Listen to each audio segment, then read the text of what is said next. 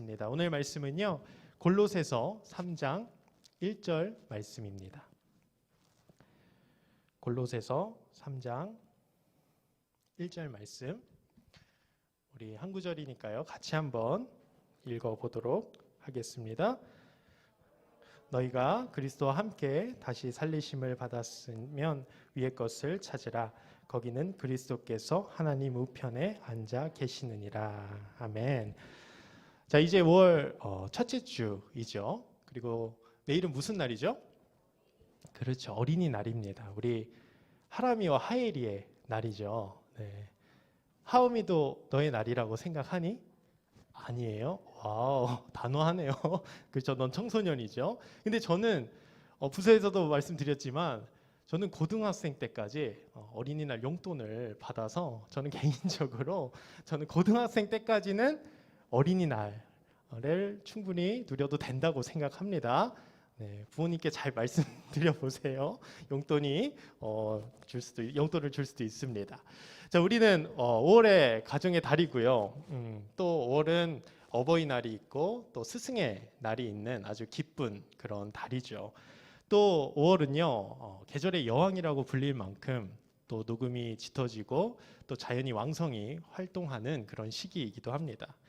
그래서 코로나 전에는 교회에서 5월달만 되면요 정말 기쁨이 있었던 것 같아요. 되게 설렘이 있었던 것 같고, 근데 코로나 때문에 우리가 5월을 맞이해도 좀 별로 마음에 생동감이 없고 뭔가 설렘이 없고 그동안 그랬었던 것 같습니다. 그러나 이제는 거리두기도 해제되고 조금은 올해 5월은 조금 우리에게 다르게 다가오는 것 같습니다.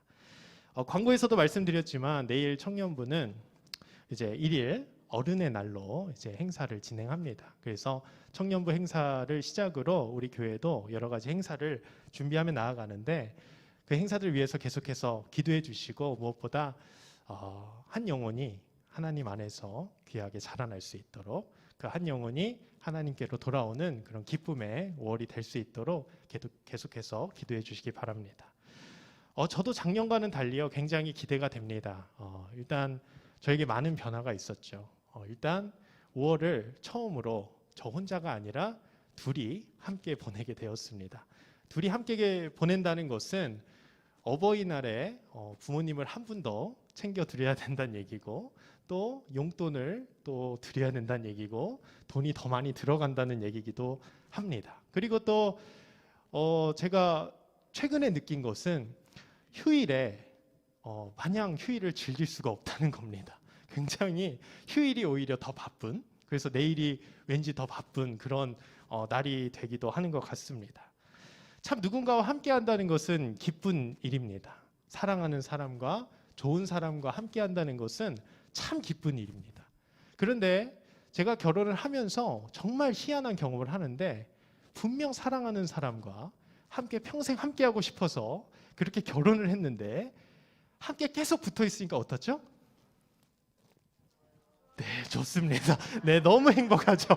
너무 기쁩니다. 네, 너무 즐거운데 저는 그런데 제 얘기가 아니라 인터넷은 그런 글이 있더라고요. 연애와 결혼의 차이점은 사랑하는 사람이 데이트를 하고 집에 안 간다. 계속 나와 붙어 있다. 그래서 괴롭다는 글. 저는 아닌데, 명언은 아니야. 결혼은 행복한 건데 그런 글이 존재하더라고요. 저는 결코 아닌데 왜 이런 얘기가 나올까요? 아무리 좋은 사람이라도 혼자보다는 둘이 불편하기 때문이죠. 둘이 밟아추어 나가는 것은 쉽지 않은 일입니다. 처음에는 혼자 결정하고 혼자 행동하고 그 행동에 대한 책임을 지면 됐는데, 이젠 둘이 함께 하다 보니까 함께 결정하고 함께 일을 하고 함께 책임을 져야 되니까 굉장히 불편하다는 것이죠. 나 혼자 마음대로 살아갔지만 이제는 그럴 수 없다는 것. 옆 사람과 함께 발맞추어 걸어나가야 하는 게 마냥 쉽지만은 않습니다. 우리 주님과의 관계도 마찬가지인 것 같습니다. 우리 주님은 좋으신 분입니다. 아멘입니까? 우리 주님은 선하신 분입니다. 아멘입니까? 알아요. 아는데 주님과 발맞추기는 쉽지 않아요. 왠지 주님과 멀리하고 싶을 때가 있다는 거죠. 주님한테 나 좀 내버려 두세요. 내 방에 혼자 있고 싶어요. 이럴 때가 있다는 것이죠. 왜 그럴까요? 우리의 옛 습성이 남아있기 때문입니다. 주님과 함께하고 싶지 않습니다. 내 마음대로 살고 싶은 욕구가, 이 죄성이 남아있기 때문에 우리는 주님을 멀리하게 되는 것이죠. 우리는 오늘 이 수요 기도회 때 이 옛사람을 버리기를 소망합니다. 주님은 우리를 새롭게 하길 원하십니다. 그분은 우리가 축복을 받길 원하세요. 그런데 그 축복은 옛사람으로는 받을 수 없습니다. 오직 새 사람으로만 그 축복을 받을 수 있다는 거죠. 옛사람을 버리고 오직 주님과 함께 동행할 때 우리는 주님이 주시는 새 생명으로 살아갈 수 있습니다. 이제 거리두기가 해제되고요. 이제 일상이 회복되는 가운데 여러 가지 인생의 그런 수많은 계획들을 세워 나가실 것입니다. 근데 그 계획들을 세워 나가기 전에 우리 주님과 먼저 동행하는 우리 모두가 되길 소망합니다.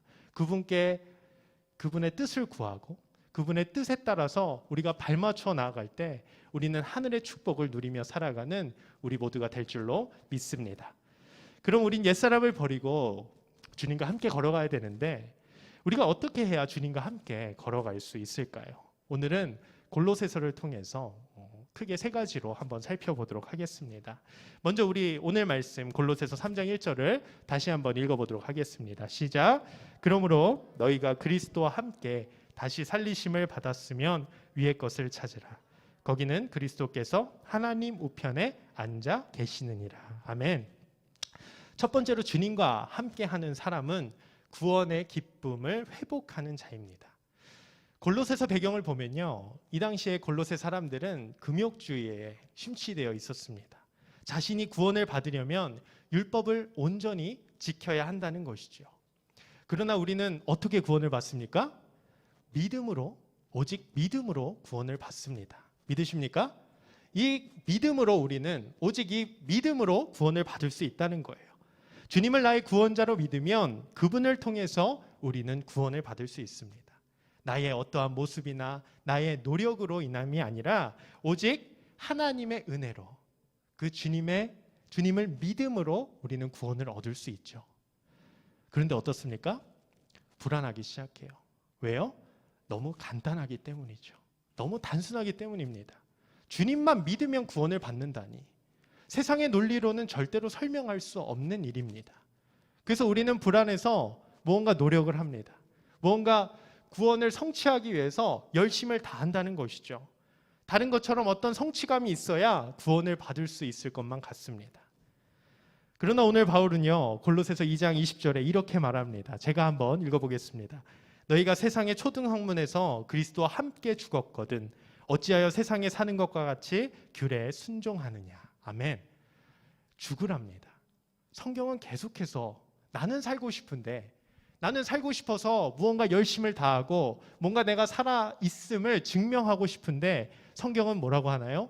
죽으라고 합니다. 근데 그냥 죽으라고 하지 않고 주님 안에서 죽으라고 합니다. 왜 그렇습니까? 주님 안에서 죽어야 주님 안에서 새 생명을 얻기 때문입니다. 주님 안에서 죽으면 거기서 끝나지 않고 예수 그리스도의 부활 생명이 내 안에 있게 되기 때문이죠. 우린 그분과 함께 죽고 그분과 함께 살아났습니다. 그렇게 이제 우리 안에 생명이 있는 것입니다. 우리의 신분이 변했습니다. 우리의 방향성이 달라졌습니다. 우리는 그동안 죽음으로 달려가고 있었습니다. 그러나 예수 그리스도가 이 땅에 오심으로 우리가 그분만을 믿을 때 우리는 이제 죽음이 아니라 생명의 길로 걸어갈 수 있게 된 것이죠. 주님이 아니면 우린 아무것도 아니지만 아무것도 할 수 없지만 우리가 주님과 함께 주님의 은혜로 우리는 이 소망을 가질 수 있게 되는 것입니다. 그런데 마귀는 어떤가요? 우리를 계속해서 현혹시킵니다. 우리를 절망 속에 계속해서 빠뜨립니다. 우리에게 속삭이죠. 넌 할 수 없어. 넌 죄인이잖아. 너 지금 봐봐. 너 지금 죄를 짓고 있잖아. 너는 지금 주님과 멀리하고 있잖아. 여태까지 그렇게 살았는데 너가 갑자기 구원을 받는다고? 넌 할 수 없어. 넌 구제불능이야. 계속해서 우리를 현혹시킨다는 거죠. 그리고 절망에 빠뜨립니다. 우리가 가진 이 구원의 확신이 흔들리게 되는 것이죠. 그렇게 사탄은 우리를 절망의 자리로 계속해서 이끌어갑니다. 예수 그리스도와 함께 죽고 예수 그리스도와 함께 살아남을 믿었는데 이제 마귀의 속삭임으로 인해서 우리는 점점 불안해지기 시작합니다. 그래서 우리는 그 불안함 속에서 점점 자신을 학대하기 시작합니다. 불안합니다. 오늘 골로새 교인들도 마찬가지였습니다. 믿음으로 새 사람이 되었음을 믿었습니다. 그런데 그 믿음이 우습게 여겨지는 겁니다. 부활 생명이 하찮게 여겨지는 겁니다. 그리고 다시 한번 옛 초등학문으로, 옛 율법주의로 다시 한번 회귀하게 되는 거죠. 세상의 논리로 똑같이 내 노력에 따라서, 내 노력의 의하에 따라서 이젠 내가 구원을 받을 수 있다는 그런 율법주의로 향하게 된다는 것이죠. 그러나 우리는 다시 한번 오늘 말씀을 통해 깨달아야 됩니다. 오늘 말씀 골로새서 3장 1절 상반절을 같이 다시 한번 읽어보겠습니다. 시작. 그러므로 너희가 그리스도와 함께 다시 살리심을 받았으면, 아멘. 우리는 죄인입니다. 죄인이라 아무것도 할 수 없는데 그 예수 그리스도가 이 땅에 오셔서 우리의 죄를 짊어지고 십자가에 달려 돌아가셨습니다. 그 그리스도와 함께 우리가 죽었기에 우리는 이제 다시 한번 주님의 그 부활 생명으로 다시 한번 살아남을 우리는 믿어야 할 줄로 믿습니다. 오늘 이 저녁에 이 구원의 기쁨이 임하기를 소망합니다. 이 부활 생명의 이 기쁨이 우리 안에 회복되길 소망합니다. 예수 그리스도로 다시 살리심을 받았음을 믿기를 바랍니다. 우린 이 주님의 은혜와 이 십자가의 은혜를 굳건히 붙들며 나아가야 될 줄로 믿습니다. 주님과 접분집바 되었을 때 우리는 비로소 주님과 함께 살아날 수 있습니다. 주님 안에 서지 않으면 우리는 아무것도 할 수 없는 존재이기 때문이죠. 우리 골로새서 3장 10절을 다 같이 한번 읽어보겠습니다. 시작. 새 사람을 입었으니 이는 자기를 창조하신 이의 형상을 따라 지식에까지 새롭게 하심을 입은 자니라. 아멘. 주님과 함께 살리심을 받았으니 이젠 우린 창조하신 이의 형상대로 살아가게 되는 것입니다. 하나님은 우리를 다른 피조물들과는 다르게 창조하셨습니다. 우리는 자신의 형상대로 창조되었습니다. 형상대로 창조되었다는 게 무슨 말인가요? 창조하신 목적이 있다는 말입니다. 우리를 이곳에 보내신 목적이 있다는 거예요. 이제 주님 예수 그리스도 안에서 죽고 예수 그리스도 안에서 다시 살아난 이들은 이제 그 창조하신 목적대로 살아가게 된다는 겁니다. 그 목적만 바라보게 되는 거죠. 이제 내가 무언가 하기 전에 주님이 나에게 무엇을 원하시는지 다시 한번 기도하고 묻는 그런 성도들이 된다는 것이죠. 우린 주님과 함께한 사람 요셉을 잘 알고 있습니다. 요즘 주만나 묵상을 통해서 계속 배우고 있는데요. 주님은 언제나 요셉과 함께 하셨습니다. 그런데 주님만 요셉과 함께한 것이 아니라 요셉 또한 주님과 함께 했다는 겁니다. 주님을 계속해서 의식하는 삶을 살았습니다. 그렇게 그 보디발 아내의 그 거친 유혹도 이겨낼 수 있었다는 거예요. 그의 힘으로 한 것이 아닙니다. 그의 능력으로 한 것이 아닙니다. 주님과 계속해서 동행했기 때문에, 주님의 형상을 회복하기 위해서 부단히 노력했기 때문에, 발버둥 쳤기 때문에 그 순간의 유혹을 이겨낼 수 있었다는 거죠. 그런데 잘 보셔야 됩니다. 유혹을 거절한 대가가 뭡니까? 감옥에 가는 것이었습니다. 이상하지 않습니까? 유혹을 거절했으면 더 잘 돼야 되고 더 형통해야 되고 뭔가 그만한 대가를 받아야 될 것 같습니다. 그런데 현실은 더 악화가 됐다는 거죠. 이제 노예 신분으로 모자라서 이제 죄수의 신분까지 내려가게 된다는 거죠. 그렇게 주님의 형상을 회복하려고 노력을 했는데 결과는 비참하게 되는 거죠. 우리도 그렇지 않습니까? 주님과 동행하기로 마음 먹었습니다. 창조하신 그 목적대로 살아가려고 발버둥 쳤습니다. 그런데 우리의 현실은 비참합니다. 돌아서면 뭔가 달라진 것이 없습니다. 세상의 논리로 살지 않고 주님을 따라 살기로, 주님 안에서 죽고 주님 안에서 다시 태어난 새 사람으로 살려고 노력하는데 어떻죠? 현실은 변한 것이 하나도 없습니다. 그런 변하지 않는 현실을 보면 어떤가요? 낙담하게 되죠. 아무런 의미가 없어 보입니다. 이러한 나의 노력이 물거품이 된다는 거죠. 그런데 오늘 요셉이 옥에 갇혔을 때 성경은 이렇게 말을 합니다. 창세기 39장 21절 상반절에 여호와께서 요셉과 함께 하시고, 단순히 요셉과 함께 하신 하나님을 말하는 것이 아닙니다. 하나님이 언제나 요셉과 함께 하셨듯이 요셉도 어떠한 상황이든 하나님과 동행했다는 겁니다. 요셉은 어떠한 상황 가운데서도 주님과 동행했다는 거예요.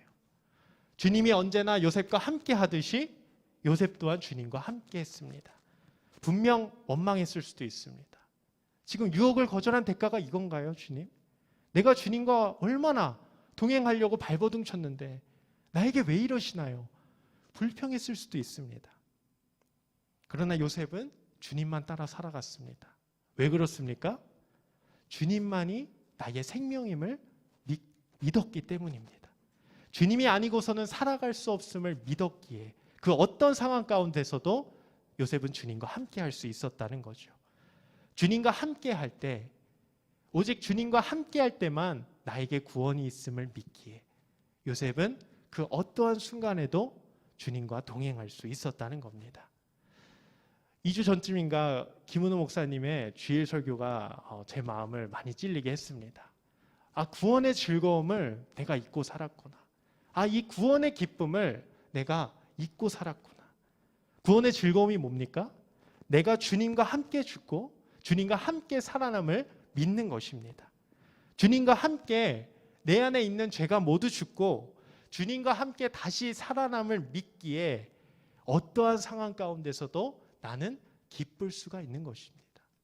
이것이 구원의 기쁨인 것이죠. 주님과 동행하려면 이 구원의 기쁨이 회복돼야 될 줄로 믿습니다. 이 구원의 기쁨이 있어야만 우리는 어떠한 상황 가운데서도 주님과 동행하는 삶을 살아갈 수 있는 것이죠. 주님과 함께 우리의 죄는 죽고 주님 안에서 우리가 새 생명을 얻었음을 믿으면 우리 안에 동행의 기쁨이 회복될 줄로 믿습니다. 주님과 동행하면 지금 당장 문제가 해결되겠지. 주님과 동행하면 지금 어려움이 모두 사라지겠지. 그럴 수 있습니다. 그러나 그렇지 않을지라도, 변화가 없을지라도 우린 주 안에서 구원을 받은 그런 축복된 삶임을 믿음을 가지시길 주님의 이름으로 축복합니다. 그 누구도 해결할 수 없는 내 죄를 용서하시고 나에게 구원을 주신 그 주님을 찬양하길 바랍니다. 그러면 우리는 그곳이 어디든 우린 하늘나라라고 고백할 수 있을 것입니다.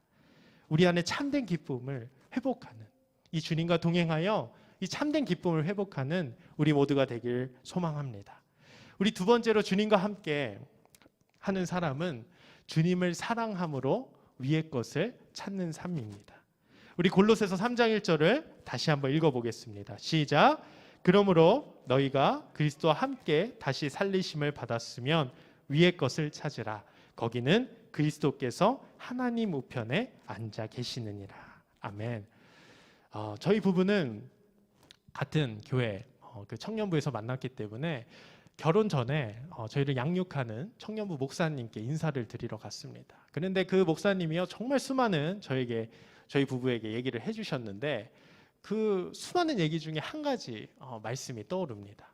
뭐냐면 부부는 가장 가까운 타인이라는 겁니다. 굉장히 시인 같은 그런 분이셔서 또 오늘도 시적인 얘기를 하시는구나 그렇게 생각을 했는데 조금 살아보니까 조금은 그 의미를 알 것 같더라고요. 부부가 정말 많은 것을 공유하고 앞으로도 많은 것을 공유할 텐데 어느 순간에, 어느 포인트에, 어느 지점에 절대로 넘을 수 없을 것 같은 그런 벽이 보이기 시작한다는 거죠. 전혀 이해할 수 없을 것 같습니다. 반대로 나를 전혀 이해 못 해줄 것 같다는 거죠. 그래서 그 목사님이 가장 가까운 타인이다라고 저에게 말을 해준 것 같습니다. 그러나 이 모든 것은 무엇으로 극복할 수 있습니까? 사랑으로 극복할 수 있더라고요. 제가 신혼 아닙니까? 아무리 싫어도 그 사랑으로 극복이 되더라고요. 정말 넘을 수 없을 것 같은, 허물 수 없을 것 같은 벽이다 하더라도 사랑이 있으면 그 벽을 허물 수 있다는 겁니다. 사랑이 없으면 도저히 이해가 안 됩니다. 사랑이 없으면 정말 가까운 사이지만 가장 먼 사이가 될 것 같습니다. 그런데 사랑하면 달라지죠. 사랑하면 모든 것을 뛰어넘을 수가 있는 겁니다. 분명 힘듭니다. 그러나 사랑하면 가능하다는 거죠. 주님과의 관계도 마찬가지입니다.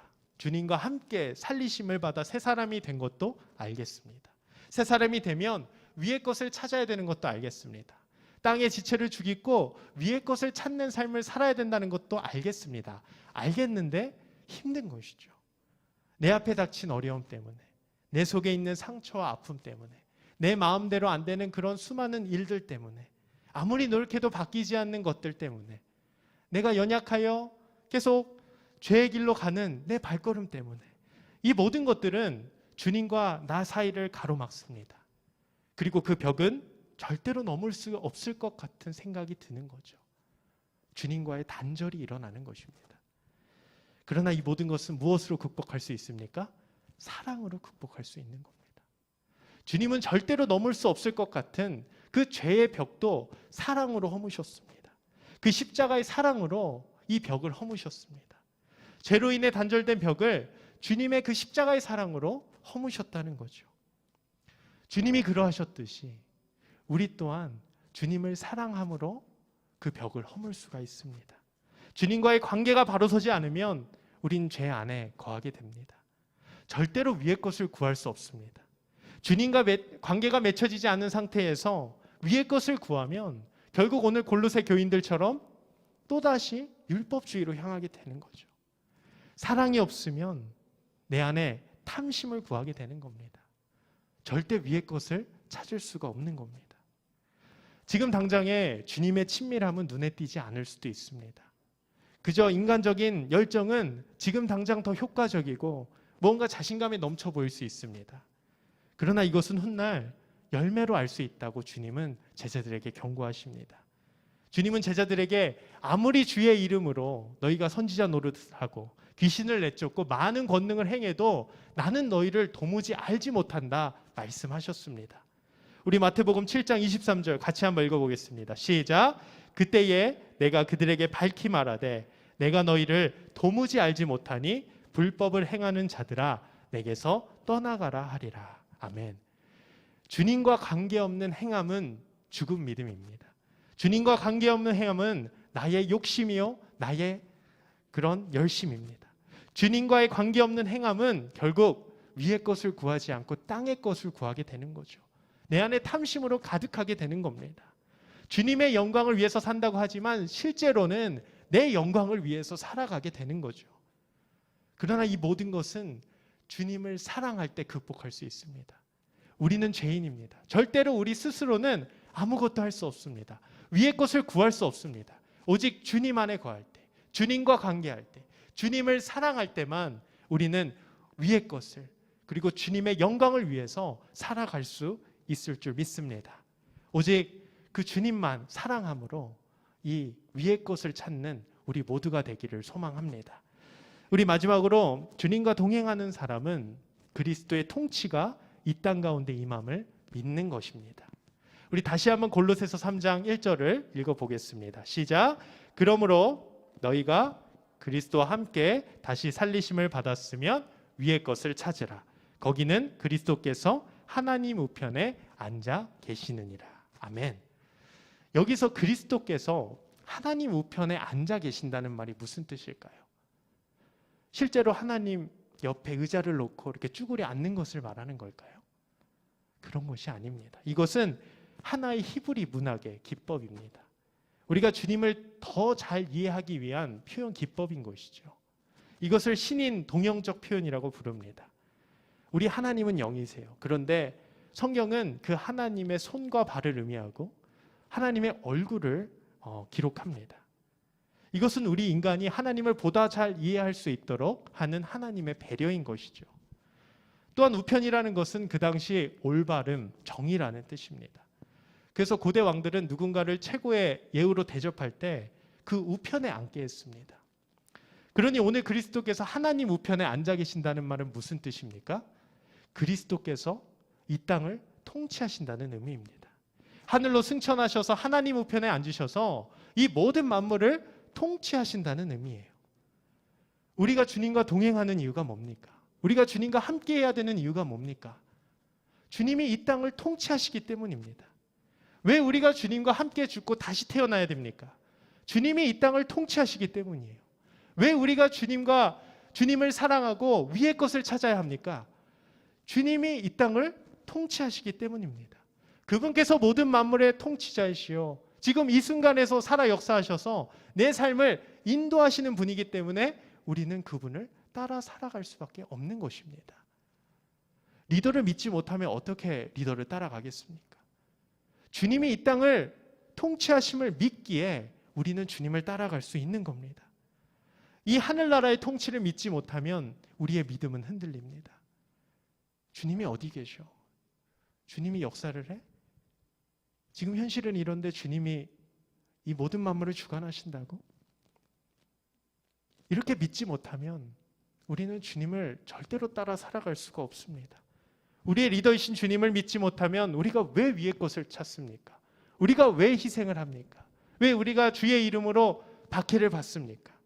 주님의 통치권을 믿지 못하면 우리가 어떻게 주님을 따라 살아갑니까? 어떻게 주님을 사랑합니까? 주님께서 지금 이 순간에도 나와 함께 하시고 하나님 우편에 앉아 계셔서 모든 만물을 통치하시고 우리 눈에 보이는 것뿐만 아니라 이 죄의 세력까지도 통치하신다는 것을 믿어야지만 우리는 주님을 따라 살아갈 수 있을 것입니다. 말씀을 마무리합니다. 우린 주님과 함께 살아갈 때 최고의 행복을 얻습니다. 그런데 영원히 그냥 잠깐 일시적으로 믿는 것이 아니라 영원히 주님과 동행하려면 나에게 구원의 기쁨이 있어야 됩니다. 나의 어떠함이 아니라 주님이 부어주시는 전적인 그 은혜만을 구하며 살아갈 때 우리 안에 구원의 기쁨이 회복될 줄로 믿습니다. 그리고 그 구원의 기쁨이 있으면 어떠한 상황 가운데서도 우린 주님을 사랑할 수 있습니다. 주님만 바라볼 수 있습니다. 그리고 그 나와 함께 하시는 주님께서 오늘도 지금 이 순간에도 살아 역사하셔서 우리의 삶을 통치해 가시고 모든 만물을 주관하신다는 사실을 믿을 때 우리는 끝까지 주님을 따라 살아갈 수 있을 것입니다. 우리 마지막으로 로마서 8장 34절을 읽고 우리 마치도록 하겠습니다. 함께 읽겠습니다. 시작. 누가 정죄하리요? 죽으실 뿐 아니라 다시 살아나신 이는 그리스도 예수시니 그는 하나님 우편에 계신 자여 우리를 위하여 간구하시는 자니라. 아멘. 주님과 함께 살아갈 때 분명 수많은 어려움이 있고 유혹이 있을 것입니다. 그런데 그때마다 오늘 이 하나님의 사랑을 의지하시기 바랍니다. 지금 이 순간에도 그리스도께서는 하나님 우편에 앉아 계셔서 우리를 위해서 친히 간구해주고 계십니다. 그 모든 만물의 주인이신 그리스도만을 바라보아 오직 주님만 따라 영원히 주님만 따라 살아가는 우리 모든 성도님들 되시길 주님의 이름으로 축복합니다.